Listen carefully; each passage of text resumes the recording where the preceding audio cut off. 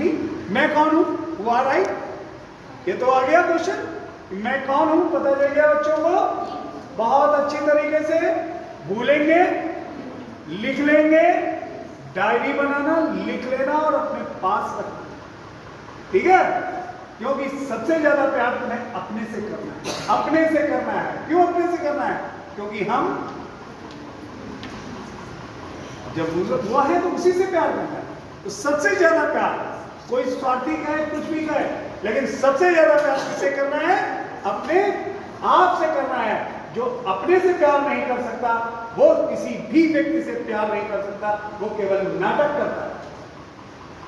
ये भी समझिए, जो व्यक्ति अपने से प्यार नहीं कर सकता वो दूसरों से क्या प्यार करेगा? वो नाटक करता है, ठीक है? तो सबसे पहले किसको प्यार करना है? अपने आप को। इसके बाद मैं यहां क्यों आया, तो उसका क्या है? मैं यहां पर कर्म करने आया हूं। क्या करने आया हूं? कर्म करने आया हूं, कर्मा करने आया हूं। कर्म, कर्म क्या है? कर्म का मतलब है, वो भी बहुत सरल सा है, यस, वो भी बहुत ही सरल सी भाषा में है।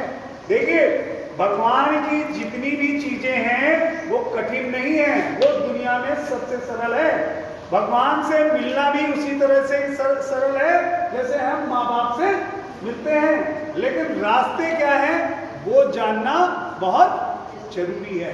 तो दूसरा रास्ता हम कर रहे क्या है? कर्म कर रहे हैं। अब बात आती भाई कर्म है तो कर्म क्या है?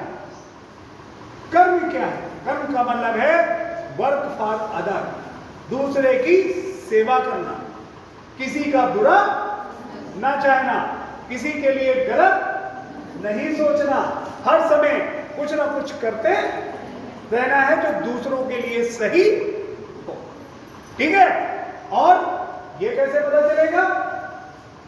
अच्छा कर्म, बुरा कर्म, ये क्या है?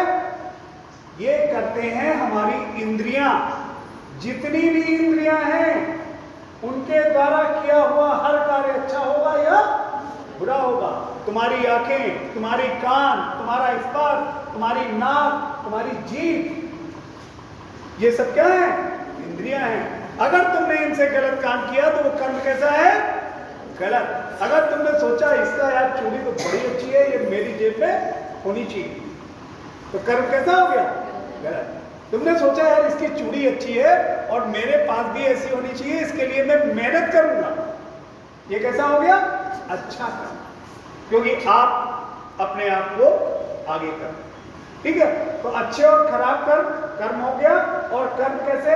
हम गलत देख रहे हैं, गलत सुन रहे हैं। गांधी जी के 3 बंदरों ने पूरे कर्म की व्याख्या कर दी। उन्होंने आंख बंद कर दिया, कान बंद कर दिया, मुंह बंद कर दिया।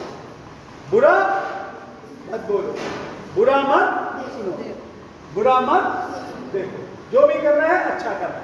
तो दैट इज द कर्म। तो अब क्लियर कि हम लोग कर्म कर रहे हैं अच्छे कर्म। अब सवाल उठता है कि जब ये सब चीजें हैं तो फिर शिक्षा की बात कहां से आती है? ये जो कर्म है, ये कर्म कई तरीके के उसमें बटा हुआ है। भगवान ने हर एक को एक निश्चित कार्य करने के लिए भेजा है। जैसे ही ये 2 काम आप करोगे कि मैं भगवान का अंश हूं, मेरा यहां पर आना था, मुझे कर्म करना है, कर्म अच्छा या बुरा कैसा है ये हमारी इंद्रियों से सही होता है, वैसे ही तुम्हें तुम्हारे कर्म का पता चल जाए। और यही लक्ष्य, यही लक्ष्य है। और इसी तरह से हम अपने लक्ष्य का निर्धारण करते हैं।